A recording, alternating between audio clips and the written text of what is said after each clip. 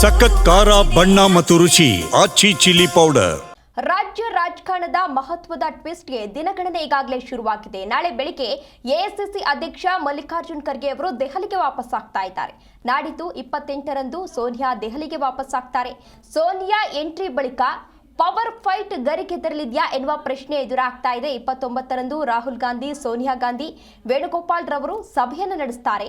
29 ಅಥವಾ 30ರಂದು CM DCM Delhi ಪ್ರವಾಸವನ್ನ ಕೈಗೊಳ್ಳುವಂತಹ ಸಾಧ್ಯತೆ ಇದೆ.